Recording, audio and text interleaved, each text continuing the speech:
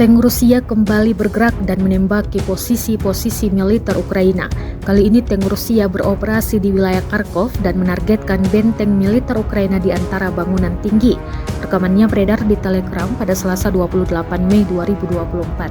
Dalam keterangan unggahan disebutkan, tank Rusia menekan benteng angkatan bersenjata Ukraina di wilayah Volchansk di wilayah Kharkov.